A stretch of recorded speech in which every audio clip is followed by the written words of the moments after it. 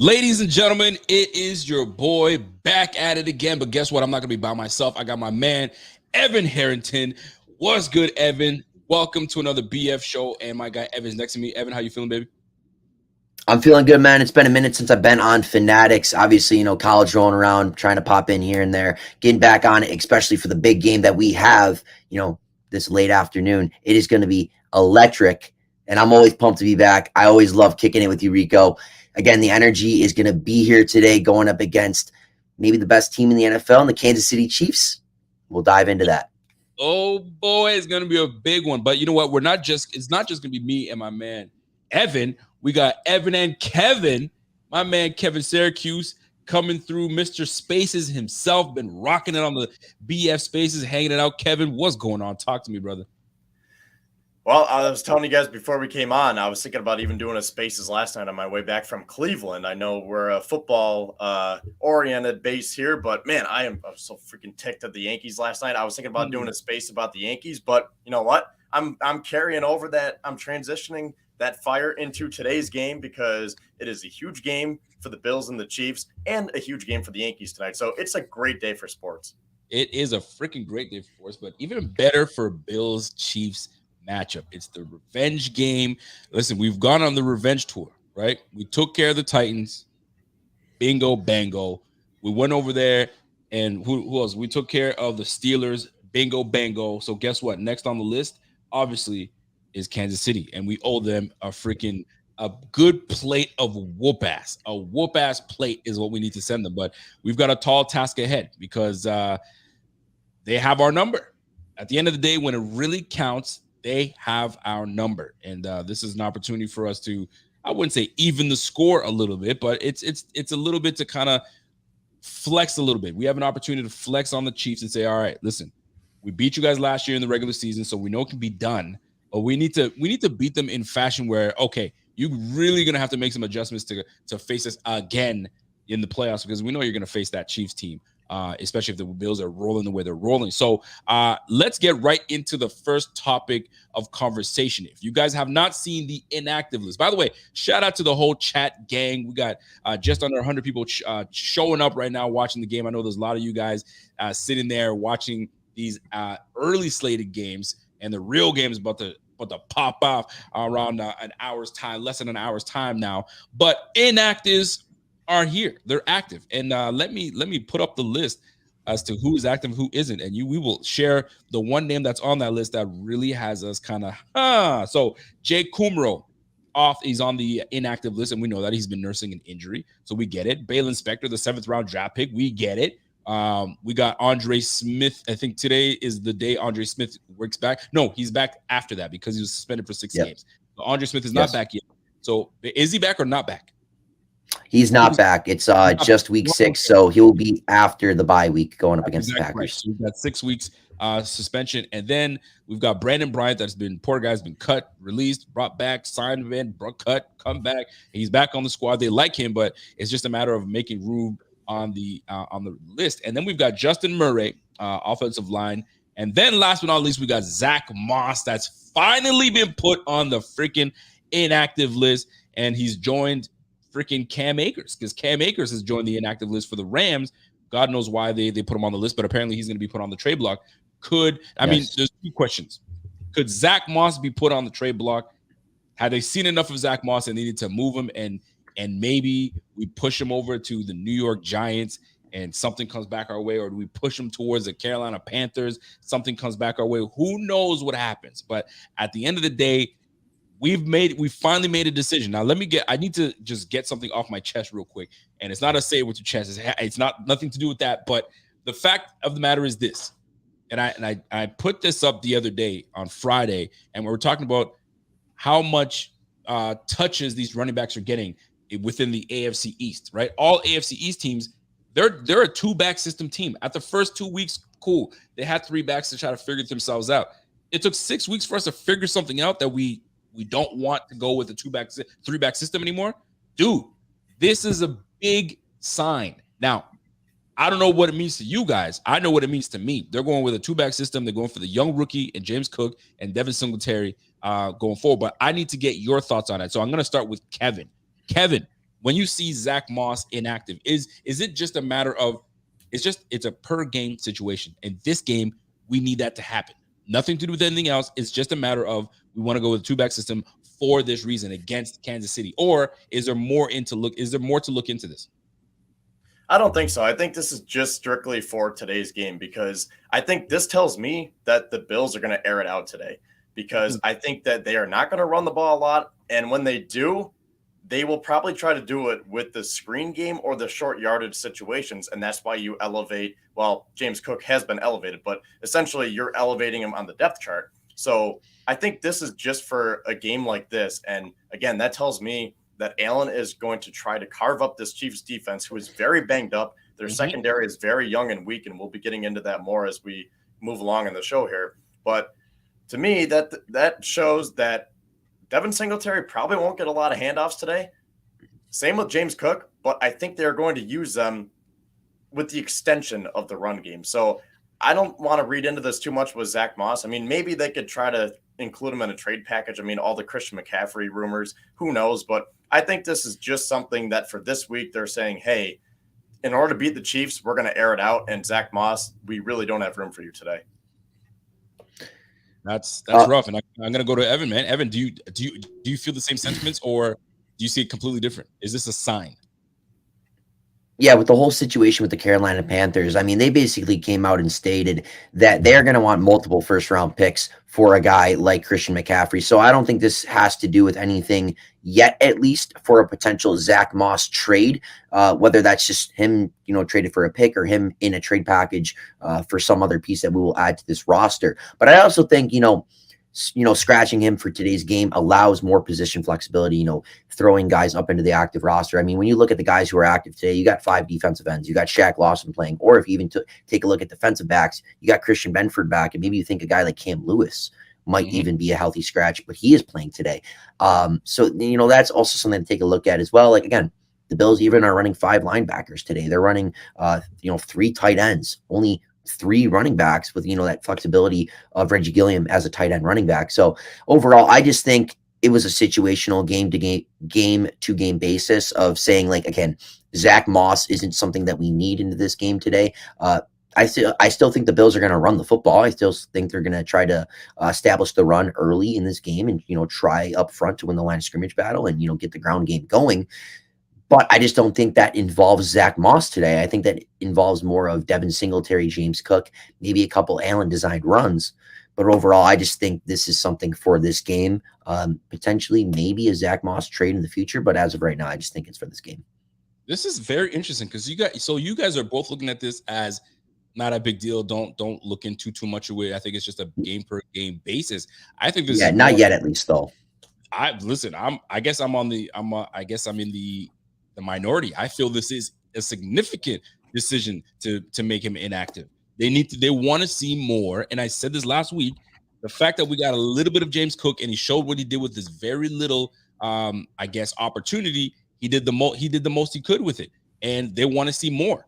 Zach Moss has been getting opportunity and he just hasn't fully flourished with his touches and with his opportunities. I'm not saying he's a bum, but what I am saying is that, my goodness, this is significant. So now if these 2 backs have a fantastic week and we do great, you think they're going to reactivate Zach Moss, knowing that these guys had a great game? I can't see that happening. So this is significant, especially because they put out a list of all these free agent running backs that are going to be available.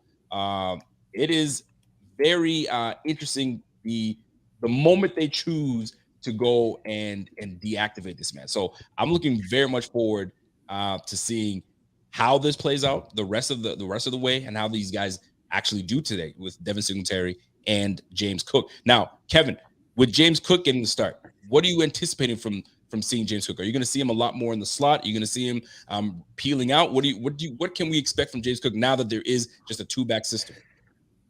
Yeah, I think it's pretty much what I said a couple minutes ago, that I agree with Evan. Maybe I was a little bit too harsh with saying that Allen is just going to carve the Chiefs up, which I think he still will. I think they will mix the run in there. The Chiefs do have the number 3 run defense, though. So that tells me another reason why I think they're going to go with the passing attack. So I think there will be the runs. You're going to try to keep the defense honest. But I think the best way to use James Cook, and probably Devin Singletary for that matter, will be that short yardage passing game, whether we see the screen game, the wheel routes, whatever you want to do. I think that's going to be their most usage today. And if you're playing them in fantasy, it might be a good day, because I think it would be a good day for PPR to get them their receptions, because I just don't see the Bills being a run-heavy team today. And I think Josh Allen is going to be the leading rusher again, because I think this is a game where Allen will put the team on his shoulders and say, walk this way. And it'll be just little dinks and ducks here and there with Cook and Singletary. Well, it's go ahead, Kevin. Oh, yeah, I actually had an interesting point, because you said, Kevin, maybe we potentially line up James Cook more in the slot. And I think you actually could do that, because on the Chiefs' inactive roster, as of right now, they're without Rashad Fenton, one of their starting corners, and also Trent McDuffie, their first-round pick, who is still on IR. And they're going to have 2 rookies playing that slot nickel package role today, in 4th-round pick Josh Williams, and their 7th-round pick in Jalen Watson, who has been a regular starter for them. Remember, Jalen Watson was the guy who had that pick 6 against the Chargers earlier on in the season for the Kansas City Chiefs. And again, if there's a way to disrupt the Chiefs, it might be targeting their young nickel corners. And that could be with Isaiah McKenzie, Khalil Shakir, Stephon Diggs, or even, man, throw something we really haven't used a lot in our offense, which is James Cook. There's not a lot of tape with the Bills using James Cook in the slot. And if they believe in James Cook that much, give him a couple shots out at slot. You never know what he can do. I mean, we saw it, in college with James Cook. He was an electrifying player. He made plays out of the slot. Give him that chance today with the, the advantage in the Bills' favor. Is this the game is this the game? You know what? We always want that game, right? The last time we faced the Kansas City Chiefs, it was the Josh Allen, Gabe Davis game, right? You just know. I mean, obviously we lost that game, but it was that game, right? Devin Singletary's had his game, right? The Atlanta Falcons, that was the Devin Singletary. Okay, that was the game that he had a good game, right? Denver Broncos, when he busted out 56-yard run and went over 100 yards, you remember that game. Is this going to be the game that we remember James Cook, because he's going to be enthralled and installed into this offense and keeping Nick Bolton from freaking creating havoc on us, and keeping freaking Chris Jones from creating havoc? So getting rid of the ball quickly might be something that we'll see. It makes me wonder, should I actually find a way to put James Cook in? Because I have Zach, I have McKenzie, Khalil Shakir, and Zach Moss and James Cook on my roster, and I need to put one of those guys in there, and I'm not sure who to put. So I got some time to figure it out, but that will be something to watch. Now, I do want to show you guys something here. Earlier today, I was just on, I was messing around and I was on Twitter, and I noticed all the free agent running backs are going to be available next year if teams don't obviously re-sign their guys. And there's some big freaking names on there: Miles Sanders, Saquon Barkley, Damian Harris, Tony Pollard, Kareem Hunt, Devin Singletary is on that list, Jamal Williams, Rashad Penny, David Montgomery, and Josh Jacobs.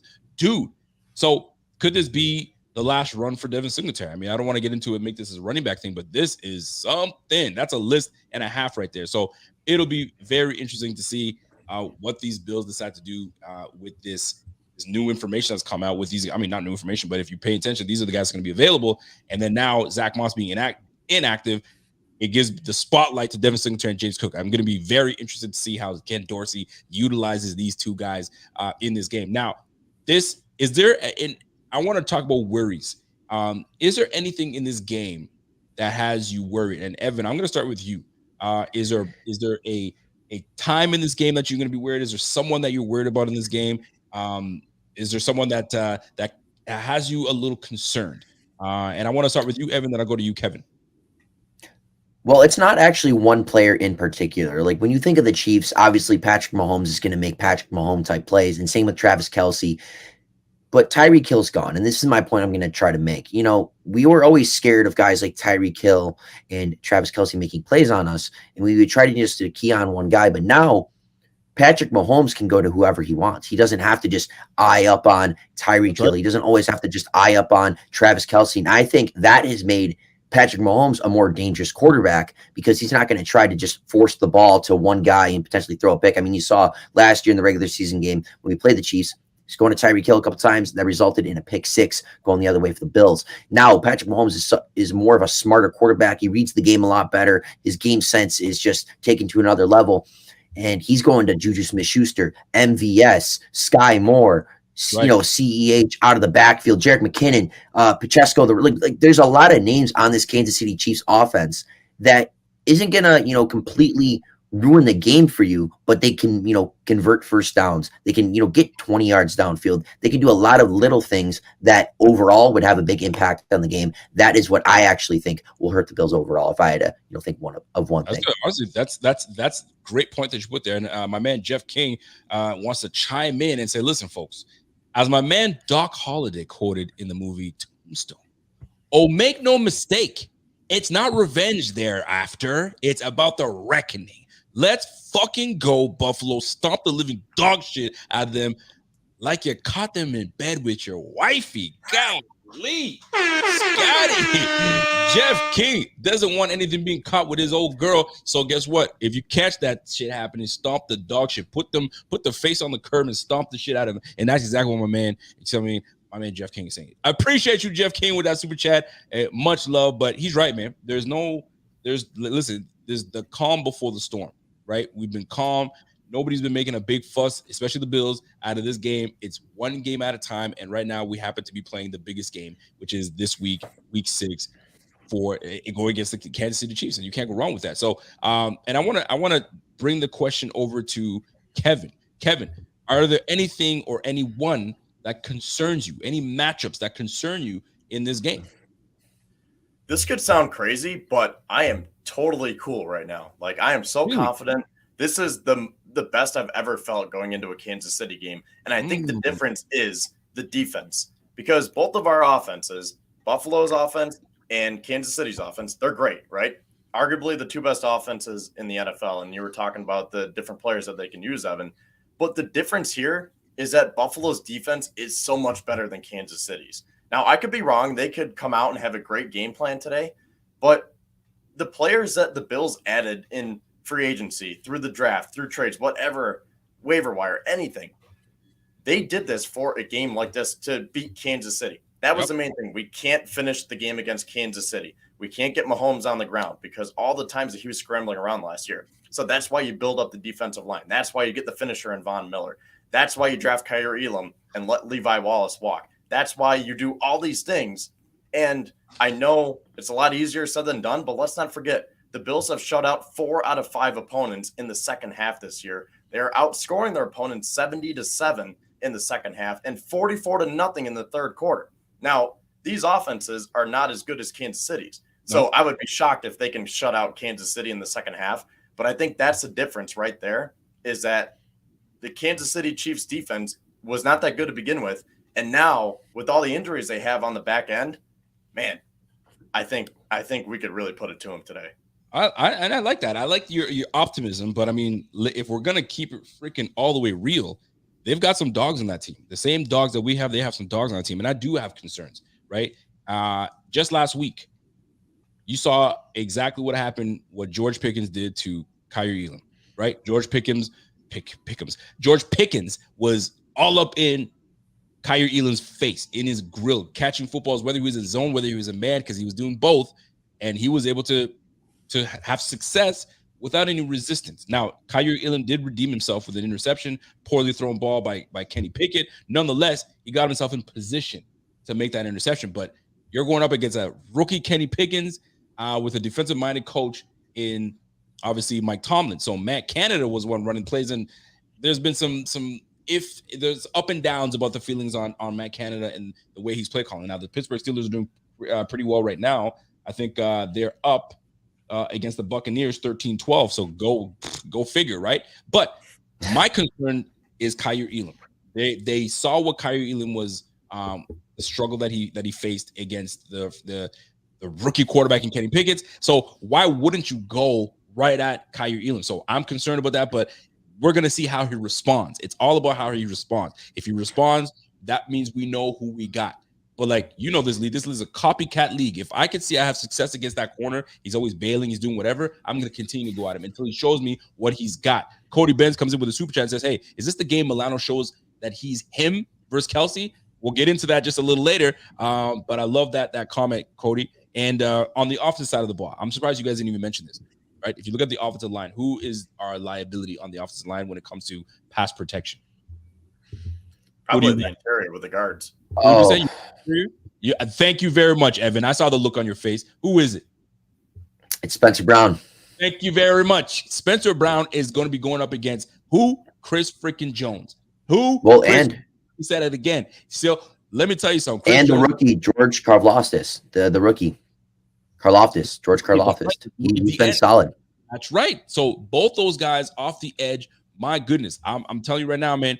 That is my big concern because yes, we have all these weapons and we have Josh Allen, but you can't get going if your right tackle is a sieve, right? And he's had some challenges with guys that are really good at pass rushing. And Chris Jones is an absolute monster this year. So that matchup right there, I'm going to be paying attention to. And the Elam matchup, I'm also going to be paying attention to. But but isn't Chris Jones a D tackle? Because that's where the Chiefs have him listed as a DT. But he can line up on the edge. There was points in times last year. Yeah, no, there was points in times last year where remember they also have Frank Clark too. That's right. Frank Clark, when he's on his game, he's not elite, but he's a game wrecker. But at the same time, last year when the Chiefs were having struggles, rushing the passer from their outside edges, what did they do? They took Chris Jones, an interior defensive tackle, and they put him on the outside. Now, is he a TJ Watt out there, a Myles Garrett, Von Miller? No. But we know how good Chris Jones is, and he can make play after play from the interior spot or on that outside. And again, maybe a couple stunts. He's interior, goes on the outside rush. Guess who would be picking him up? Spencer Brown. That situational awareness is going to have to be there for Mr. Spencer Brown, the second-year tackle, to make plays protecting Josh Allen. 1,000%. And that's why you got to have everybody in line, in unison, because that can disrupt the game. We've always wanted someone that can disrupt the offensive, chemistry on our defensive side of the ball. We got Von Miller. We got Ed Oliver. We got Greg Rousseau. Those guys are game changers, game disruptors. Well, guess what? Kansas City has some of those guys on their squad. And right now, our liability is our right tackle squad. So I'm hoping that we help out, and keep freaking Chris Jones from destroying this game. But he didn't do it last year. What are the chances he does it this year on a second-year right tackle? But still, that's something that does have me a little concerned. But we're going to move on to the next topic here. So we talked about our concerns. We talked about what stands out to us. But where's our strength? Where do you feel our strengths are going to be? And I'm going to go offensive side of the ball and the defense side of the ball. And where do you think we'll surprise and catch the Chiefs off guard? Kev, let me start with you because I'm throwing you off. These are questions you guys are not familiar with that I didn't prep you guys for. So I'm catching you right off you got to go right off the cuff. So where do you feel our strengths are in this game and where we can take advantage of these Chiefs? Well, I think it's what I've been saying for the last 30 minutes here on this show. That's the secondary. Now, I want to go back to the point that you were making earlier, Evan, when you were saying that you could line James Cook up in the slot. Because I'm wondering how the Chiefs are going to line up, because sometimes they have L'Jarius Sneed play inside when they're in nickel, or if they play 4-3, they put Sneed on the outside. So I don't think that they would want to play a 4-3 defense against Josh Allen, because you need as many DBs as you can against Josh Allen, especially because Willie Gay's out there, linebacker. He's in that fourth game of his fourth suspension. So they would be playing the rookie, Leo Chanel. So I'm thinking that they're going to want to go with 5 DBs. And do you put L'Jarius Sneed on the inside, or do you put him on the outside? Because then, like you were saying, you have those 2 rookie outside corners in Jalen Watson and Josh Williams. So either way, I like the matchup, but I do want to see how they line up first, because if Sneed is on the inside, then I think even more so you fire up Diggs and Davis all day, and maybe you wouldn't want to put Cook in the slot, or McKenzie and Shakir wouldn't be able to get off and running as much as we think. But either way, I think that the secondary is definitely a point to attack today. Wonderful. And Evan, I'm going to go to your side, because we're talking about secondary, and he's talking about attack the second. Where do you see an advantage, or where we can take advantage of the Kansas City Chiefs? It's on the offensive side of the ball. I'm gonna have to be, more simple here and agree with Kevin. Obviously, the Chiefs have a lot of depleted pieces in the secondary, and I mean the Bills are only running 5 receivers today. And I'm just gonna say the receivers we're running out there, the Chiefs don't have film on a couple of those guys. I mean, Khalil Shakir, you can't have too much film on Khalil Shakir. He's only really played a game and a quarter for the Bills. Isaiah Hodgins recorded his first catch last week. Isaiah Hodgins is a guy that the Chiefs don't have much tape on. And obviously, L'Jarius Sneed, he's still a young corner. Some of their other corners aren't playing. Like, again, Jalen Watson, like, he's good. He's been solid, but he is still a young 7th-round rookie corner. So, some of these corners that the Chiefs are going to have out there are going to have to go up against guys that they don't have much film on, and also some of the best receivers in the NFL, and Stephon Diggs and Gabe Davis. So these corners are going to have to be prepared for our receivers in, Diggs, Davis, McKenzie, Shakir, and Hodgins. And I just don't think that they are capable enough to do so in a game environment like today, just with everything, on this game, how big it is, the national media it's getting. I just think our guys are going to be a little more prepared, our receivers compared to their corners. And that's not a shot at the Kansas City corners. Right. That's just the advantage that the Bills possess over the Chiefs offense versus defensively. So we're going to kind of try to flip the switch a little bit and kind of move on to another topic. So this team, obviously being without Mr. Tyreek Hill himself, that makes the difference. Do you feel that the Kansas City offense is better without him, or just as potent, or is the Bills defense going to play them any different?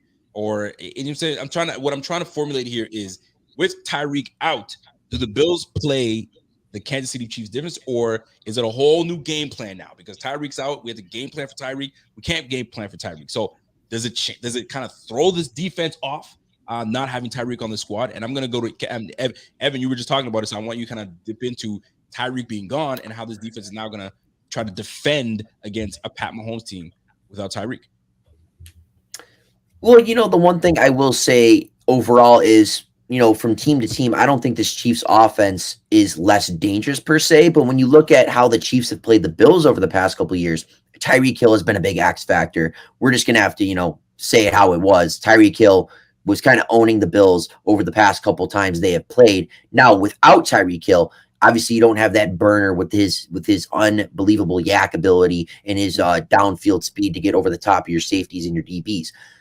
But now, again, without Tyreek Hill, I don't think this offense is potentially worse. Obviously, the big plays might not be there all the time, but Patrick Mahomes can sit back a little more comfortable and kind of dictate where he wants to go. He can scan the field a little more, going to Smith-Schuster, Hardman, Sky Moore, MVS. And the Bills defense is going to have to match up and play against that. And, Patrick Mahomes can milk the clock a little bit more. He's going to play that safer game. He's going to, hit his check down, not try to force the ball all the time. I don't really think this offense is worse. It might not be as fancy and electrifying as it was, the past couple of years, but it's still an outstanding offense with arguably still the best quarterback in the NFL in Patrick Mahomes. So again, they're still going to move the football. They're still going to average, 30 points a game from week to week. They're still one of the best offenses in the entire NFL. And that is simply because they have number 15, in the helm. Not many teams have a quarterback like Patrick Mahomes. And again, losing Hill is a major X factor loss to your offense. Again, it is, especially when you're playing the Bills with how good he's been. But again, you have number 15. You also have a guy like number 87 who might be, the best tight end in football in many people's eyes. So again, it's not worse. It's just as good, if not better. Well, listen, before we get into asking Kevin a different question here, I'm just going to go through the scores right now. So the 49ers are down 28-14 to the freaking Falcons. Jimmy Garoppolo is being Jimmy Garoppolo. I mean, he's not playing too bad, 217 yards. But I'm playing against him in fantasy. I need him to do bad. Yeah, well, he's not doing bad right now. So the Patriots are up on the Browns 24-9. What the heck is going on with the Patriots? It's Billy Zappi or whatever the heck his name is. Bailey Zappi, excuse me. He's got these boys rolling right now. So the Patriots are up 24-9 against the Browns. My goodness, man, this AFC East is not playing around. Speaking of the AFC East, the freaking Jets, the 3-2 Jets right now are up 24-10 against the Packers. I have a buddy of mine that came to visit from Ontario, and we're sitting there watching the game, and Aaron Rodgers Corey Dillon. Like, that offense is out of sort. Nothing is clicking. Devontae Adams being gone is throwing everything off. He's got a whole bunch of young guys. That's what you get. You take all that money and you have all these young guys, and your team doesn't want to invest in some big time players on the offensive side, especially because you lost Devontae Adams. You're down 24-10 to get to Zach Wilson. And guess what? Breece Hall's got 14 carries, 93 yards. My goodness. 14. Listen, man, I don't want to get on Breece Hall, but you guys already know how I feel about Breece Hall. And Breece Hall's doing what he was supposed to do if he got drafted by the Bills, but that's neither here nor there. The Jacksonville Jaguars are down 26-21 to the Colts. Right now, there was something crazy. There was Matt Ryan had 37 attempts in the first half alone. So he was on pace for almost 70. So golly, we'll see how that plays out. So the Jaguars are down to the Colts 26-21 without Jonathan Taylor. So interesting nonetheless. Whoever's got Michael Pittman on fantasy is having a great game. 11 receptions, 115 yards. The Vikings are up 16-10 against the Dolphins. The Dolphins are just sliding. I don't know what's going on with the Dolphins, but Tua's back next week. He's been cleared of concussion protocol. The Bengals are down to the Saints. I don't know what's going on with Joe Burrow and those boys, but they're just not doing it. Maybe it was just a fluke last year, and the Bengals are back to the Bungles. Who knows? The Ravens are up 20-17. The Giants just scored, so that's gonna be a good one. So it's going right down to the wire in the fourth quarter. And last but not least, the freaking Steelers, led by Kenny Pickett, are up 13-12 to the Tom Brady-led Buccaneers. Kenny Pickett's ruled out now with a concussion. Oh, so Mitch Trubisky's back in the game. So Mitchell is going to try to close this game out and see if these Buccaneers can to take an L to the Steelers. That would be a great win for the Steelers. That tells us how Mike Tomlin had these guys prepared and ready to go. We'll see how this game plays out. So they're all those games are in the fourth quarter.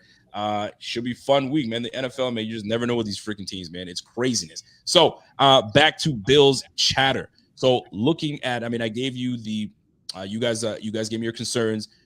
So right now, what I want to get into is keys to this game, right? I know you guys talked about matchups, but like keys to this game. And Kevin, I'm going to start with you. I want to give me one key to this game, and it doesn't have to be a specific player, maybe something that we need to do, but a key to this game on offense, key to the game on defense. And then I'm going to go to you, Evan, right after that. Go ahead. Well, I don't want to sound like a broken record. You know what my key is? Just attack that weakened secondary. So that's my offensive key. Now, defense. How? Get more specific. How? Who are you going to use to attack that secondary? How are we going to do that?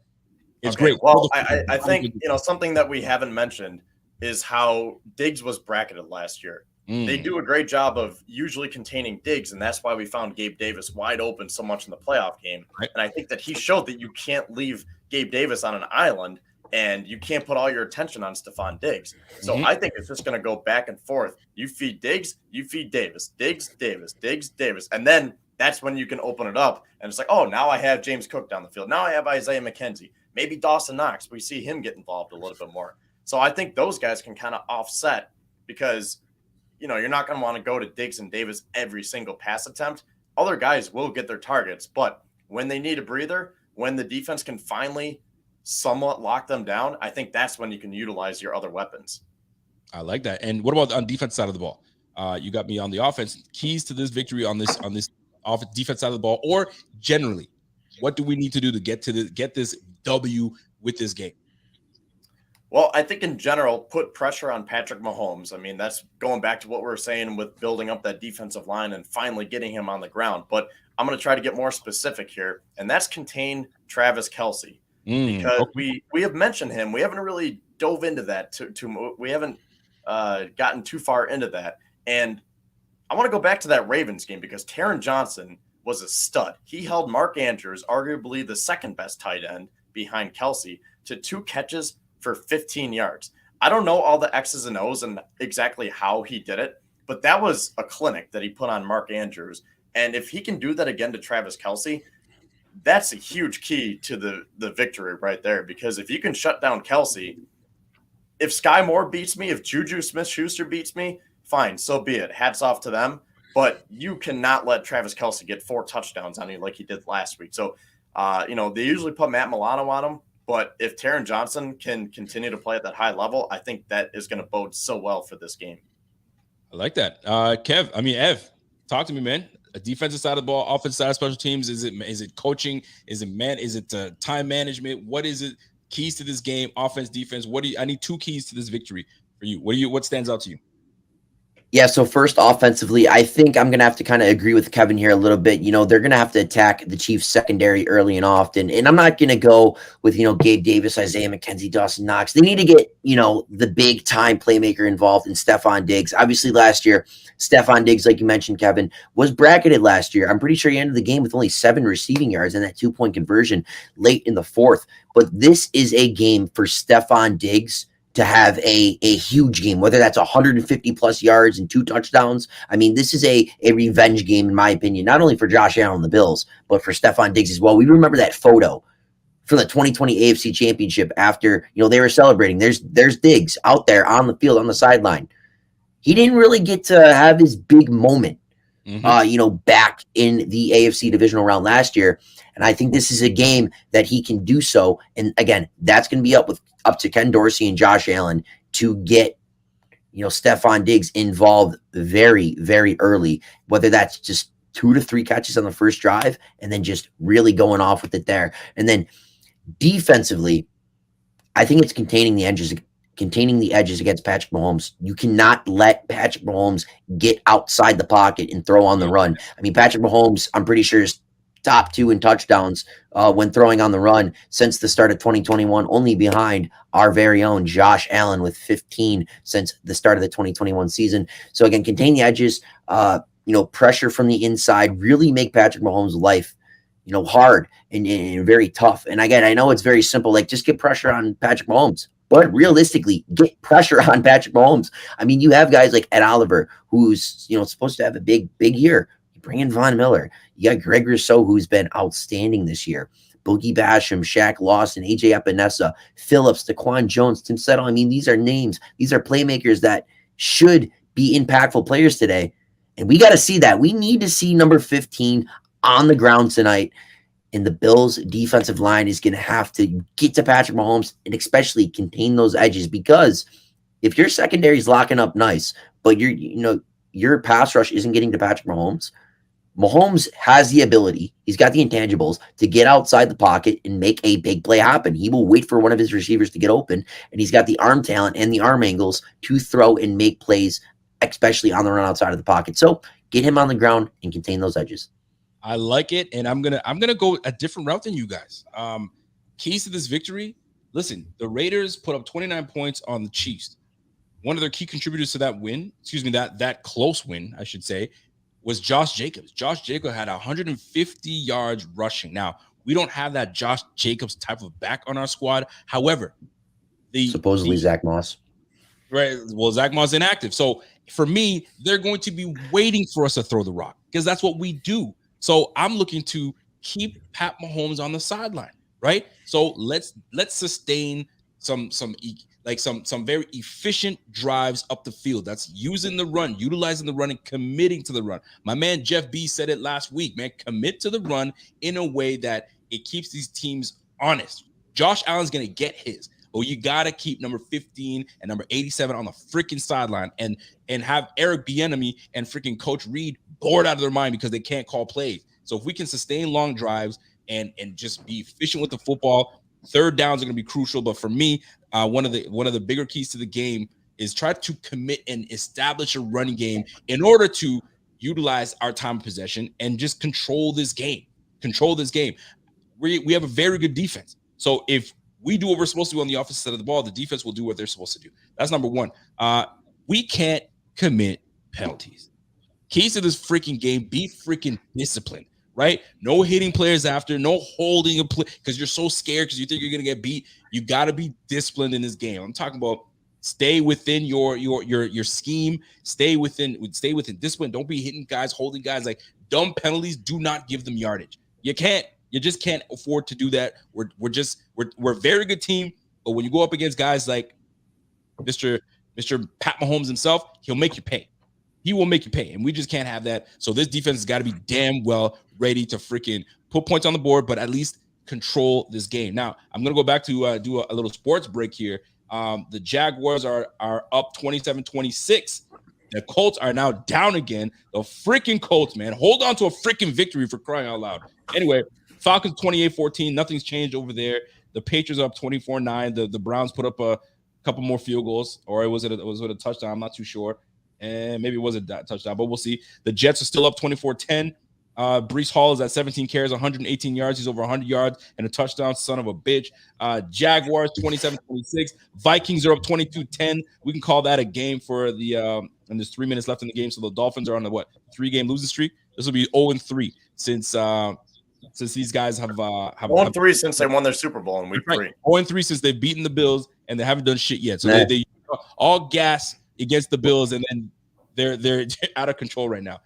Bengals 30-26. They're up on the Saints. Let's go. That means Joe Burrow's now he's reached 3 touchdowns and 300 yards. Thank you very much, because he's my fantasy football quarterback. So I'm loving every bit of that. The Ravens are up 20-17. The Giants are trying to make this a game. Let's go, Brian Dable and freaking Lamar Jackson's. I think they just got an interception.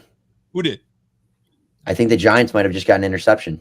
Well, we're about to find out how that goes, because see, the ball is in the Giants' hands. The Buccaneers are down 20-12. What in the F is going on in the NFL today? But guess what? Listen, at the end of the day, we just need to just control what we control, and that's going up against the Chiefs and beating the Chiefs. So keys I like the fact that you guys gave me your keys to victory. I love that. Right now we're half an hour away from the game starting, and let me go to you, Evan. Is there something right now where it's not a lot of people are talking about it, and I don't want to call it a bold prediction, because it's not a bold prediction, but is there anything that potentially not a whole lot of people are talking about that most people need to have their eyes on this, or they should be at least paying attention to this? Is there something that you want to that you've noticed or think people should be talking more about? Ooh, man, that is a good question. That's kind of throwing me right on the spot there. I think there's 2 quick. You can jump in if you need to as well. But I actually got 2 quick ones really quick. I think one of them is actually defensively with Matt Milano. I mean, you look at last year, Matt Milano. The season ended with Matt Milano covering Travis Kelce. I mean, I remember it. I was at the game. It was literally right in front of my 2 eyeballs. It was right there. Travis Kelce made that nice catch on the sideline in the end zone for the touchdown. Literally right in front of me, man. I think Matt Milano's going to have a big game today. I mean, he has probably been playing the best football of his career, in the first 5 games of the NFL season. Right. And if there's a time for Matt Milano to have, I don't want to call it a statement game, but like a big statement game, I think Matt Milano could do that. Maybe that's just holding Travis Kelce to a respectable number of receptions and yards, or, making a big pick, strip sack, whatever. I mean, whatever you want to do with Matt Milano, I think Matt Milano could have a big game for the Bills. Maybe some fans don't expect it.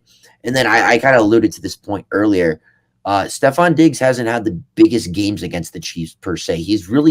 I think he's been held to 80 yards and under every single time he's actually played the Chiefs with the ball. Last year in the playoff game. 3 for 7. I think in the championship he even only had 74 yards, and then even in the COVID year and last year in the regular season, I don't think he even topped 60 or 70 yards in that game as well. So again, with the depleted secondary the Chiefs have, and like you mentioned earlier, Kevin, the Chiefs can't just leave Gabe Davis on an island all game. They might have to double him here and there. If you get Stephon Diggs open one-on-one looks, that's the chance for Stephon Diggs to maybe, take the top off of the defense, have a big play after the catch on a quick hitter from Allen, maybe a quick play fake, bam, right over the middle. Stephon Diggs takes it to the house or something. I don't know. But Stephon Diggs, maybe 152 touchdowns. I think he can have that type of game tonight. And Kev, what stands out to you? What's something that people aren't really talking about, or something that should be more light should be shed onto this either topic, this player, or scenario that happens in this game? What stands out to you? Well, as soon as you said that, when you said what's something that isn't getting talked about enough, the first thing that came to my mind is the Bills defense. I alluded to it earlier, and that's just how dominant they have been. And I feel like they're still not getting the love. Last year, the analysts and the national media were like, oh, they're the number 1 defense. But they didn't really dive into it, because we knew from watching them up close, they were the number 1 defense, but they couldn't get Mahomes on the ground. They didn't have that big finisher, and they just kind of rode with that narrative without actually digging in. Now, they don't have that label to go off of, because the Bills have the number 5 defense in total yardage.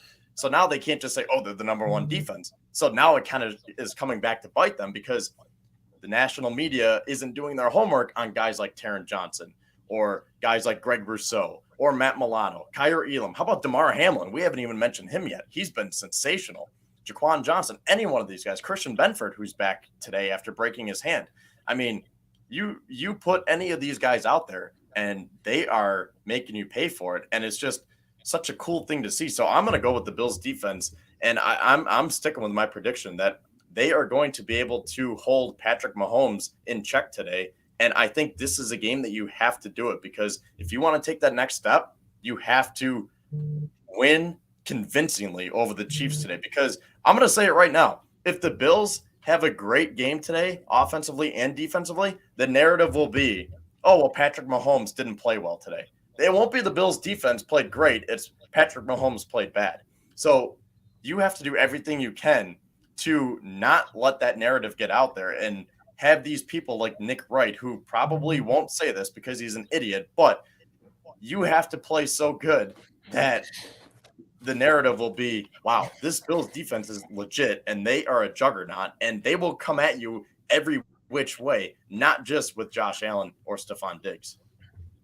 It's funny because I'm looking at the chat and I'm listening to that what you want happening, and you feel very confident in this game, and as we should, because this team, like I've been telling a lot of people, it's just different. It's just different. This team has this sense of calmness to them. They're not overhyping this. 2 years ago, we just weren't prepared to be on that stage with a much better team. It was the case. So we needed to build our team to what it is today, what it is right now. So I think that we're more evenly matched against a team like the Kansas City Chiefs. So great points by both you gentlemen. So which was what we're like, half an hour, less than half an hour away from the game. So there are some things that I do want to talk. So is there a player that you need to see step their freaking game up today? And Kevin, I'm going to go with you. Since you're talking about the defense so much, I'm going to say not the defense. I want offensive player, but it's not Josh Allen and it's not Stephon Diggs. Who is, you know what? I'm going to take Josh Allen off there because Josh Allen has to have the game. So if you want to use Stephon Diggs, go right ahead. But who offensively do you need to see something from that person to really show me, okay, that's why we won this game, because of this person. This person came up and showed out. Who is it that stands out to you? Well, I'm not going to take the easy route here because obviously you could say Allen, Diggs, Davis. I'm going to go James Cook, just how we started the show. And okay. This is his opportunity. Zach Moss is scratched today. And we talked about how maybe they might try the running game to keep the defense honest. And I like the point that you made earlier about trying to keep Mahomes off the field. And then, like I was saying, because the Bills aren't a run-heavy team and because the Chiefs have the number 3 rushing defense, we might see the extension of the run game branched off in the passing game. So I'm going to go with James Cook here as a sneaky good performance that we might be able to see tonight. I love it. By the way, we have a Giants touchdown. Saquon Barkley, Giants touchdown. No way they're trading Barkley. I can't see them trading Barkley either, especially if they're winning. Why would you have an opportunity to go 5-1 and you're going to trade the best thing that's happened to your team? They're going to rework that deal and bring him back. I can't just see it because the Ravens are now down to the Giants. Holy crap. If the Ravens lose this game, it's going to be a tough one because you can't be another blown lead. You can't do that, Jim Harbaugh. You just can't. Like, Harbaugh's got to just get his act together, man. You got to get it together. The Giants are up. There's 1 minute and 43 seconds left. Can Lamar Jackson will his team back, to victory? We'll see how it is. The Bengals are up. Vikings continue to be up. The Dolphins threw a pick. What's new? The Jaguars are still up 27-26. I don't know what's going on with the Jaguars, but the Jaguars are being very competitive this year. The Jets continue to lead 24-10 with the ball in hand with 3 minutes left in the game. My freaking goodness. The Patriots, okay. The Browns are trying to make this a game. There's 6 minutes left, 24-15. Browns are what's that, buddy? They went for 2 and failed. They went for 2 and failed. Okay, so now the ball is going right back to the Patriots. And obviously, we're going to look back down to the Buccaneers. The Buccaneers are making a comeback, baby. It's 20-18 for the Steelers. The Buccaneers are coming back with 4 minutes left, but the Steelers have the football. Can they close out this game? Who knows? Now, back to the Bills and Chiefs. If you're going to stop Mr. Pat Mahomes or even slow him down, actually, you know what? Let me reverse that. How, and Kevin, I'm gonna go to you, and then Evan, you're gonna follow suit. What is it about Andy Reid that has he's been playing chess a lot of the times with our coaching staff, right? He's got a bit of a lead on us in terms of like what he's been able to do in games that matter. What is it that Sean McDermott has to be able to tell his team to, like, okay, let's try to like get this W, and here's how we do it? What is it that Sean McDermott can do to get his team motivated to get over the hump over Andy Reid in this I very don't think he has to do anything. I think the players are motivated because you do not need to say 13 seconds anymore. I mean, we're sick of hearing it. And I would doubt that McDermott's going to walk in and say, hey, remember last time we were here, 13 seconds, blah, blah, blah. No, they remember that. That's been in the back of their heads forever, and they will never tell you that. But these are pro athletes, and I know you need a coach to get you amped up, but not for this game. I mean, if you need to get amped up for this game, then I don't know why you're on the team, because your blood should be boiling. You should be ready to run through a brick wall before McDermott even gets in that locker room to be able to take these guys down. So I really don't think McDermott has to do much today other than manage the game well. I think that's his biggest task. Manage the game well. Well, I'm going to put you on the spot, Evan, because it's going to be a different question. What is it that, I'm going to put it this way. What do the Chiefs have to do to stop the Bills? I'm not going to go the other way around because it's too easy to go the other way. So what is it that stops us? What is it that they're going to do that's going to freaking slow down the Bills and really neutralize us on offense? Because this is a freaking offense that rolls. So let's talk about it. What are they going to do to slow us down? I mean, the one thing that I would say maybe disrupt this offense per se is getting a heavy amount of pressure on Josh Allen. And that's from everywhere. If, they're getting pressure outside with, Frank Clark and George Karlaftis, that's pretty sure I pronounce his name. And then from the interior with Chris Jones and some others, and they're covering well in the back end. I think that's what will really neutralize this Bills offense. I don't really think there is really a way to neutralize this Bills offense. The only time we've seen the Bills offense kind of stumble a little bit was in the first half against the Ravens, and then also that game against Miami. But overall, this offense is prolific. It's one of the best offenses I've ever seen in NFL history. I mean, they have arguably the number one quarterback in the NFL right now, the front runner for MVP. So it's really the Chiefs are going to have to capitalize on the plays that they need to capitalize on, right? Whether that's just a strip sack on Josh Allen, covering Stephon Diggs on a fourth down conversion. They're going to have to be opportunistic, kind of like the Miami Dolphins defense a couple weeks back. Third and 10. What happens? They get a strip sack, right? But at the same time, to be able to opportunistic and make plays after making play after play, and really just, making Josh Allen's life a little uncomfortable. But overall, I don't think there's a real way you could stop this offense. Listen, and that was, I wouldn't call it a true question, but this offense is just rolling. This offense is rolling. Lamar just fumbled the game away. The freaking Ravens are going to lose this freaking game. And is it over? I guess it's well. Listen, they had the ball to go and actually win this game, and guess what? It's all done now. So the Giants are probably going to close this game out. There's a minute and 29 seconds left. Unless something crazy happens, that game is done. The Steelers have the ball 28-18. The Dolphins, they're going to lose this game. It's a minute and just under 2 minutes left, and it's 24-10. They're down 2 scores. It's not. Hey, you never know, man. Never know. You never know. They can tie it up, but I just can't see it happening. Hey, I have a question for you guys, if there's time. Yeah, go ahead, man. I'm just going to read the scores off, and you can jump in there. 27-26 still the score. The Colts have the ball, 29 seconds left. I don't know what's going on, but we'll see if that's going to come down to a freaking last-minute field goal. Packers are still – the Packers are down 27-10. What is going on with the Packers? Dude, Jordan Love's in the game. Yeah, the Jets are doing it. Breece Hall is at 20 carries, 116. You guys already know how I feel about Breece Hall and the amount of carries that running back should get, 15 to 20 carries. And guess what? He's at 20 carries, and you see the victory. I see a fist bump coming from my man, Evan. Evan, what are you fist bumping for? Dude, Mitch Trubisky just made one of the best throws I've ever seen a quarterback make this week. It was 3rd and 11. They're up 2 against the Tampa Bay Buccaneers. He makes an outstanding throw to the near sideline to Chase Claypool. He gets one elbow down on 3rd and 11, just kind of scrambling out, throws a absolute dot to the back shoulder of Chase Claypool on 3rd and 11. And man, that could be the game potentially if they get down and continuing to do so. Man, what a play! Let Najee close it out. And guess what? Whoever dropped Chase Claypool is having a huge game. 7 receptions, 96 yards. Oh my gosh! Go back and pick him up because they're gonna start throwing his way.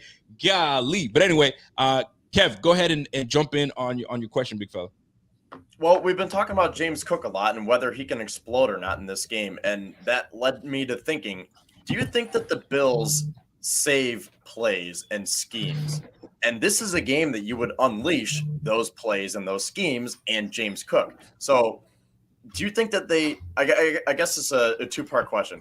A, do you think that they do save certain packages for certain games? And B, do you think that they would unleash it today because it's arguably the biggest game of the regular season? Or do you think they would still want to try to hold some things back and save it for when we play – well, we – would presumably play Kansas City in the playoffs? I love to have you doing that. Yeah, no, I mean I can jump in on this. So if the Bills want to save plays for the playoffs, you can't do that. You have to at least run them in some sort of fashion or some sort of way throughout the regular season because you can't run them against your own defense in practice because it's your own defense. You kind of know how they play. You got to actually run those plays against real other defenses that you play week to week. They're different. You got to adjust to different defenses, not just yours. So again, this would be a big game to run some of those plays potentially so against the Chiefs. In 2 weeks against the Packers.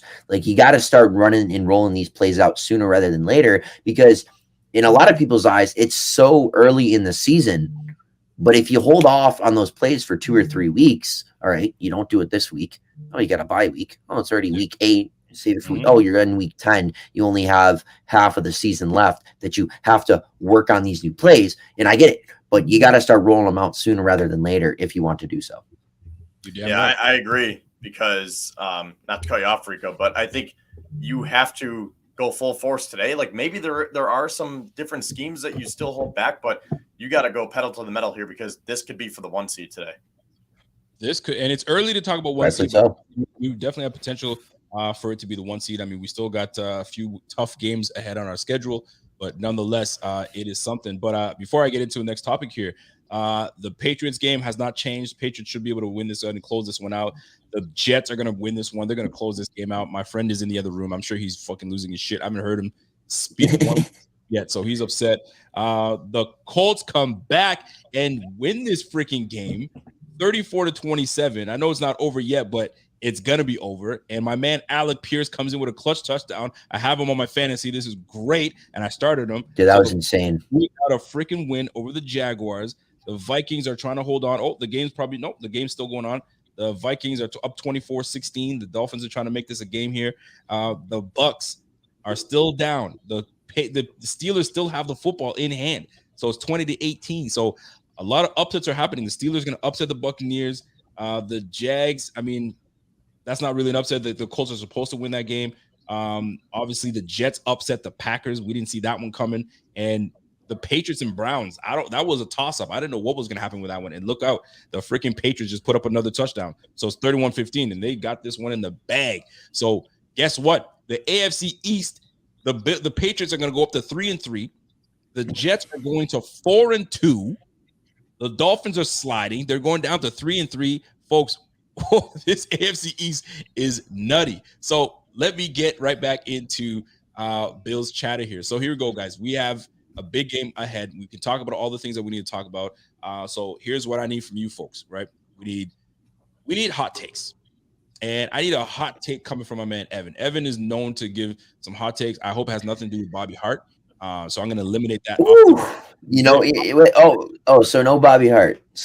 Hart. Ooh. No Bobby Hart. We're not talking about Bobby Hart today. So give me a hot take for today that you feel that, yeah, it's going to happen. It's hot.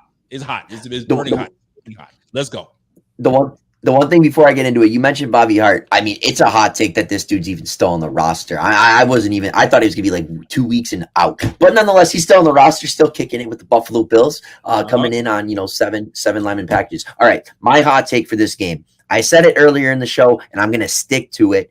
Stephon Diggs, 2 touchdowns, 150 plus yards on 13 plus receptions. Stephon Diggs is going to have an impactful game, a big game, probably one of the biggest games of his career. It's a revenge game, again, not only for Josh Allen, not only for the Buffalo Bills and that Bills defense, but for Mr. Number 14, Mr. Primetime, anyone in Buffalo, Mr. M&T Bank. You'll see him on the billboards driving on the thruway to downtown. Stephon Diggs, he's going to be cashing his check in the bank today as he's stepping into the end zone.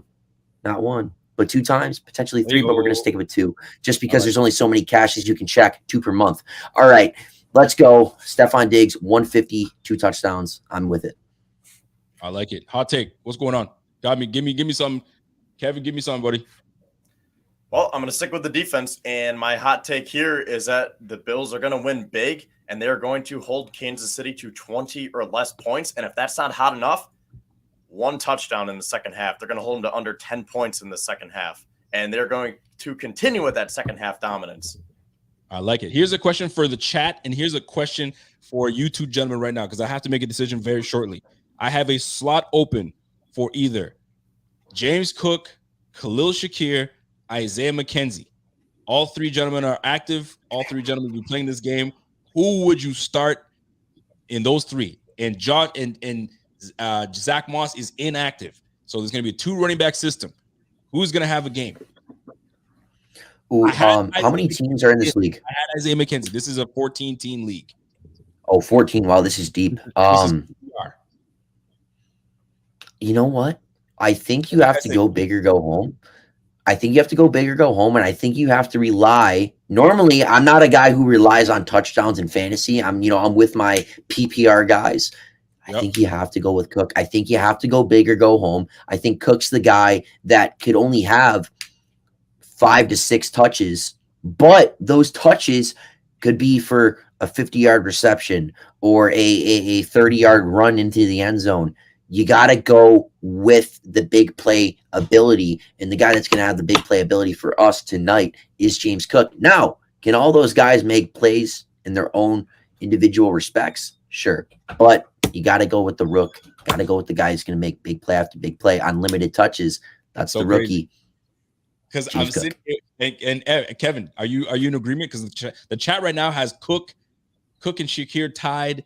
Not a lot of people have said McKenzie, so they're saying McKenzie not so much for McKenzie. So I found that very interesting. Shakir, folks, I don't know. I'm stuck, man. Like my heart is telling me stick with Isaiah McKenzie, but my gut is telling me it's either Shakir or Cook. And because there's one inactive running back and Devin Singletary and Cook being there, something tells me go for it and just start Cook.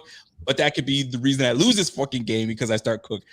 I'm trouble. What do we got, man? Talk to me, Kevin. Who would you start? Tough. I'm going with Shakir, I think, because I think Cook will put up his numbers. I think you can hit him down the field he could get, maybe 5-6 catches, 5-6 runs.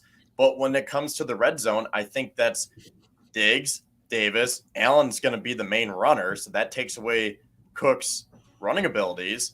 And I think Shakir could be that secret decoy that I was talking about when we were saying, if you can't just choose Diggs and Davis, if you're not going to force feed them all day, who's going to be that secret weapon? Is it going to be Dawson Knox, Isaiah McKenzie, Khalil Shakir? I picked up Khalil Shakir this week. I'm not starting him. He's projected to have 2.84 points. I think that could be another you don't forget about the projections. They don't know Shakir like we know Shakir. No, that's what I'm saying. That's what I'm saying. So, continuing with the hot takes here, I could see him putting up at least 10, 15, if not 20 points and being that secret weapon down the field for the Bills. Shit, I don't know what to do. I'm freaking perplexed. If I go James Cook, that's why I don't like having a whole bunch of Bills players. If I had just 1 or 2, I'd just say, but I got 3 of them. Wait, so Rico, what's the backstory with all these Bills players on your roster? Because it's a deep league. Not a lot of people know about the Bills. So are you just like kind of secretly like stashing guys like Shakir? Absolutely. I had Shakir on the watch list, and nobody knows about him. And then once Jamison Crowder went down, picked him right up. Everybody's like, "Why would you? Who the hell is that?" Don't worry about it. He gave me 17 points the last time he got on the field. So then had a touchdown last week, so he's probably feeling it right now. So who knows how this is going to go down, man? Who knows? But we are sitting here in what? It's 5:13. Game's about to start in about 10 minutes, give or take. Oh, jeez. So it's time, man. So we need score predictions, fellas. Score predictions coming from you guys. Score predictions coming from the chat. Let us know what's happening. What do we got? All right, I guess I'll kick us off here. I have the Bills winning this game. It's going to be a close game. I have the Bills winning 33-29, stopping Patrick Mahomes on the final drive of the game. And the way that drive is actually going to end is going to be from a Von Miller sack. I know it's just that storyline, you know, bringing in Von to get Patrick Mahomes. It's going to come to fruition, whether that's a second down sack, a first down sack, third, fourth, whatever it is.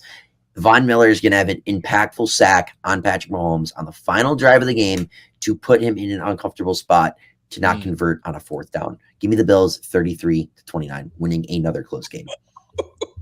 I haven't seen so damn confident in that. 33-29. So, book right. it. Everyone listening, if you're of age, bet it. Like 33-29, like bet that score. Talk to me. Listen, while Kevin is talking, I'm just gonna start scrolling through the scores and let you guys know what people are saying. So, Kevin, get in there, buddy. Okay. I'm going to stay consistent with what I've been saying all day, all week with the spaces. And that's going to be the Bills are going to win convincingly. The defense is going to look great. 42-17 Buffalo. I think if they could hold them to 20 last year, it can be less. Yeah, I see that look at him. But I'm so confident. I don't know if I shouldn't be that confident, but I just feel really good about this. And I think the Chiefs are going to come out with a touchdown. And everyone's going to go, oh, here we go. Here we go with Patrick Mahomes. We're going to be in for a shootout. And then you're going to see the adjustments with Leslie Frazier and Sean McDermott. They'll hold them to a field goal going into the half. I don't know how many points we're going to have. Let's just say, I don't know, 20, 24. The Chiefs will have 10 points at halftime. They'll get one more touchdown in the third or fourth quarter, and that'll be it. The Bills' offense will be too much for them. 42-17. Love it. Now I gotta make a quick phone call to my brother, and he's not a Bills fan. Oh, we got bone in this. I'm gonna call him real quick. Yo, listen, I got you on my show right now. I just need you. I don't need you to talk shit. I just need you to answer this question, okay? Score prediction for this Chiefs Bills game. What do you have? Like, you mean in terms of score? Yeah. Who's? I mean, who do you think is gonna win this game? And then what do you think? What do you think the score is? The score is gonna be? Score prediction. What do you got? All right, I think I'll say the Chiefs. The Chiefs win. What's the score? The score would be 30-24. 30-23. 30-24. And why do the Bills lose? They lose because they haven't played a tough team. That's their first tough team. So you're done. I'm gonna call you back because you're talking shit. Right. I told you not to talk shit. Hold on. Time out. What? Who have they played that stuff? Tell me. Listen, we talked about this all the time. No. They You asked me a question. I'm asking you a question. Who have they played that stuff? The Rams. The Rams sucks. Because we made them look like shit. No. They suck, and every team beat them. See, I can't do this with my What brother. other I'll team? call you back. Who else? I gotta go. No, Shut up. I gotta go. I gotta hang up with this guy because him and I get into these heated conversations. And he's always so full of shit. I love the energy. All right. Who have you played? The Bills have played teams that we just make them look like shit. I bet you they win against the Cowboys and fucking whoop your ass. Look at this. One quick point. The Bills played the Steelers today, blew them out. Guess what the Steelers defense did today without guys like TJ Watt, Levi Wallace, Minka Fitzpatrick? They held Tom Brady and company to 18 points and less. There you go. So anyways, we're going to be done. He got me all pissed off. And I saw a comment that said Tom Brady could have chose his family, but instead he chose to lose to Mitch Trubisky. Oh, God. That's terrible. All right. Listen, folks. Listen. Show. I hope we have a good one. If I'm taking a score prediction, I think it's not going to be as high scoring as people think. I think it's going to be a battle because we know what these teams can both do. Jitters. There's going to be some jitters at the beginning of the game. I think they're going to slow down a little bit. I think this is going to be in the 20s. I think it's going to be a 24-17 Bills win. 24-17 Bills win. I think that's going to be the score of this game. And I think there's going to be a lot of control this game. Let's not hype up too much. If it's there, it's there, but we're going to try to control it. The same way we did with the damn Dolphins, we're going to try to do with this team because of these explosive plays that the Chiefs are capable of doing. Let's keep these guys going. 24-17 Bills. If they romp the Chiefs, even better. But I think it's going to be a lot closer game. Folks, So we have the same score on defense. We think they can hold the Chiefs to 17 on defense. I think we can because they're terrible. I think we don't give them an opportunity to get on the field and score. You think the Bills possess the clock? That was your point you made earlier. The Bills possess the clock and limit the opportunities offensively for the Chiefs. Got it. There it is. So, folks, we're gonna get this game started. Have a great one. 38-15, Patriots win. The Panthers are starting the game right now. The Bills are about to start shortly. The 49ers lose to the Falcons 20-14. The Jets beat the damn Packers 27-10. Colts come out with a victory 34-27, led by Matt Ryan with 389 yards and 3 touchdowns. Whoever had Matt Ryan as a fantasy quarterback or you benched him, terrible day to bench him. The Vikings win 24-16. The Dolphins are 0-3 the last 3 games. They won their Super Bowl and they just forgot how to play football going forward. So we'll see how that plays out. 329 for Teddy Bridgewater, just not enough, my guy. Bengals 30-26. Joe Burrow finally shows up and plays football, for crying out loud. And Brian Daboll and the New York freaking Jets 24-20 over the Ravens. The Ravens are now 3-3. The Giants are 5-1.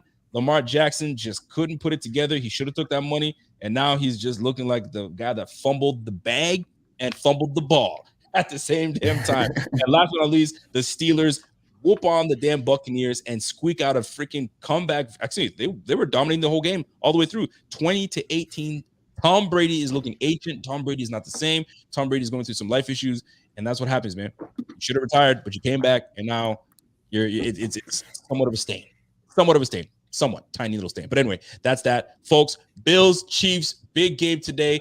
Catch me behind the scenes afterwards. I'm going to jump on with Pierre a little bit, and then we're going to see you guys on the post game. So let's get a huge freaking win, and let's tackle this, man. So, folks, have yourself a great game. Let's enjoy it. Let's hope that I can come out and just dance it up because I want to dance after this game. I tell you, I want to dance. So, anyways, that's it for me. You guys have any last words? I will most likely be doing a Twitter space later tonight, too. So after Rico's show, and maybe after the Yankees game, because I'm going to have to be tuned in for that. But either way, tonight, I'm going to have to do a post-game show. So my last words are go Bills, go Yankees. Yes, sir. Ev, last words, buddy? So I have to say one thing, Kev. I'm a Blue Jays fan. Go Guardians and go Bills. Let's go Buffalo Bills, baby. The Bills are going to have a statement game today. Let's go. Let's go, mother effing Bills. Let's go. Peace. We'll catch you guys.